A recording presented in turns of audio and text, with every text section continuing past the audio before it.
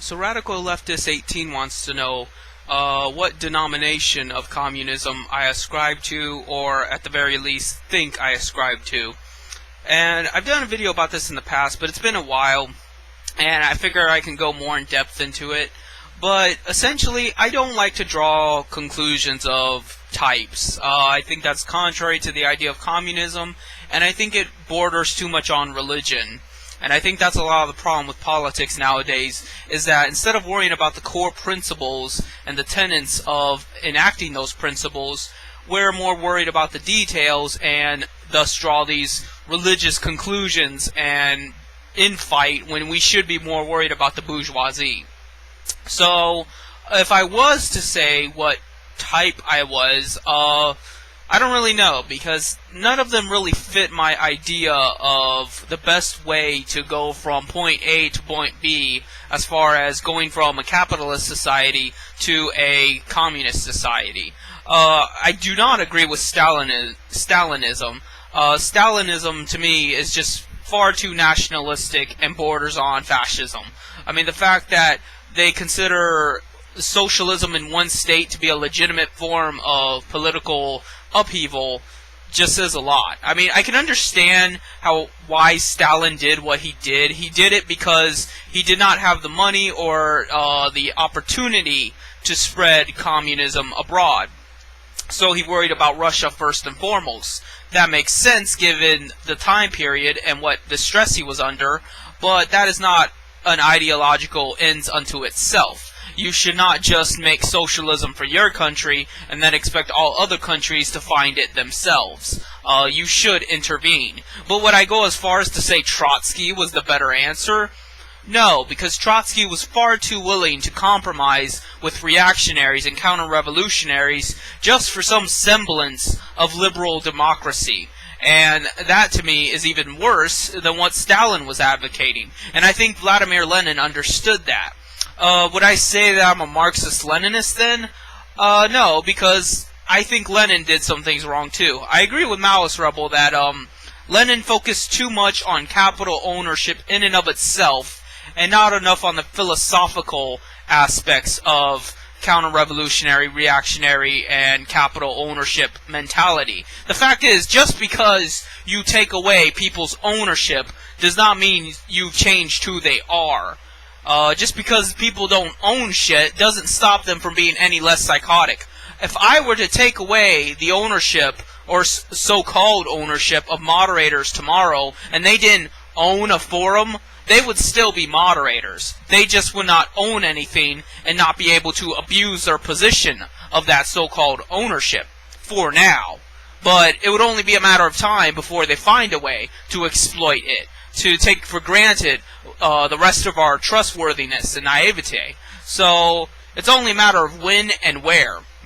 And Lenin didn't think about that. And to be fair, Lenin was one guy. It's not like he could spend his whole life, battling all these issues. He did quite a bit in his short time. And he did worry about the main principle that was capital ownership in and of itself. But he forgot that communism isn't just a political alliance. It's not just a political leaning. It's a philosophical leaning. It's more than just a way of redistributing the wealth. It's more than just an economic idea. It's an actual way of life. It is science. It is hypothesis. It is theorizing the very principles and nature of humankind and what we can do to better it. And Lenin didn't go into all of that. Govaryism, I don't know a whole lot about Govaryism. From what I understand on Wikipedia, it's simply nihilism. It's simply just the rejection of the old, out with the old, in with the new, whatever that new means. Which, honestly, that's probably the closest thing I'm at right now, because I'm just so sick of everything at this point that it would make perfect sense to me to just support a revolution, violent or otherwise, and just let the dice fall where they may. And I don't think that's exactly what Guevara wanted or what Fidel Castro wanted, but that's the way Wikipedia made them out to be, where essentially they were just throwing needle grenades and sticking landmines everywhere, just hoping for the best. And that brings me down to the fact that when it comes to violent revolution versus civil revolution, do I support people actually taking up arms or just going out there and protesting and voting and things like that, I don't take a strong stance either way, because while indeed I realize that the system is built against you, I'm not going to come right out and say that you should be violent. I know better. But the fact is that most often in life you don't get anywhere by being reasonable. I mean, let's face it, if being reasonable and understanding and intelligent about things ever got anybody anywhere, I wouldn't get banned to begin with. If these people were capable of rationalization and just talking things out, they would have left me the fuck alone to begin with. I'm not harming anybody. I'm not doing anything to them. Me existing does not intrude upon them in any way, and yet they feel the need to rape me. So I would not have this whole battle against moderators if, people were capable of just talking things out. So, in that regard, violence is the only answer. But violence takes on many different approaches as well. Some might consider legal action violence because I am using the power of the state to impose myself upon them. And the fact that they wouldn't be able to just fight back if it was the state. If the state takes away their forums and the state makes them pay me reparations for making me suffer and crap like that, they can't simply fight back. They can't just punch me. They can't just threaten me. They can't shoot me. They have to do it, or else the state will arrest them. The state will ostracize them. The state will villainize them. They will throw them in jail, or they will take it out on their families. So, in that regard, the legitimate means, the so-called legal means, are in some ways more violent than just, picking up a firearm. And that's the thing. You just gotta go with what you know. You gotta do what you think is best. And you gotta do something. You can't worry too much about, what ifs and he said, she said. You just gotta do what you gotta do. And that's my view of communism when you come right down to it, is the fact that we got nowhere to go but up. So it doesn't matter if you take a nationalist stance, a socialist stance, an anarchist stance, whatever. You just gotta do something. I don't personally agree with nationalism. I don't personally agree with any of these things that say we have to preserve our land or our race or our way of life. I would hope to eradicate that in time and get rid of all those identity politics, because that's really what we come down to. We're just a big cluster of different identities. Homosexuality has become a nationalism. Feminism is a nationalism. The MRAs are a nationalism. White supremacy is a nationalism. Islam has become a nationalism. La Raza is a nationalism. Everybody's a fucking nationalism.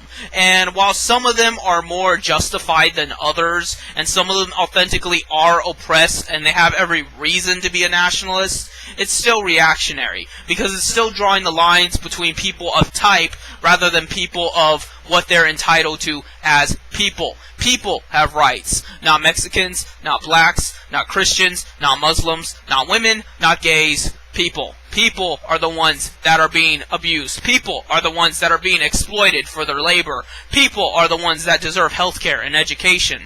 And I can kind of understand why they cling to a type, because it makes it all the easier, because then you can stick together, who's loyal and who's not. It's just more practical, but it isn't communism. And it could never lead to communism if you keep clinging to it. So I hope that helps. I hope that answers some of your questions. I personally don't know enough about every single denomination and branch of communism to make that clarification of which one I stand on, nor would I come out blatantly and just say, oh, I'm a Stalinist or a Leninist or a Trotskyist or whatever, because that's just not who I am, and I would not want to alienate potential viewers by suggesting that just because they're a different flavor of communism, I will not accept them, or that I will not listen to what they have to say, and things like that. As long as you realize that capital is hurting us more than it could ever help us, and as long as you realize that we need to do something to improve our state of humanity, and most of all, as long as you hate moderators, that's the main thing in my opinion, then I don't care what branch you come from. In fact, you could even be a reactionary, and I will defend you, and you could be my friend. Just don't like moderators. Just be sick of them and want to get rid of them.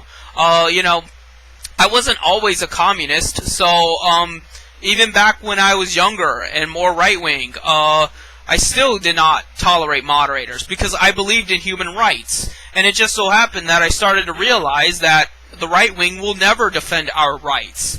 It goes contrary to right-wing belief to defend human rights. Even though all this banter about the individual and, you know, picking yourself up from the bootstraps and, ooh, we don't want government because government is mean and evil and big, blah, blah, blah. It's all bullshit. You know, they just don't care about you because that's not what the right wing's about. The right wing is about what's mine is mine and what's yours I will take. You know, it's all about what they can get, who they can screw over, who they can ignore, you know, and just looking out for number one. And that's just the lesser half. The more encompassing half is actually outright being malevolent and using whatever power you have to exercise that and to step on the necks of the poor and everyone around you. And as time goes on, I started to realize that more and more. So, I guess that's it. See you later.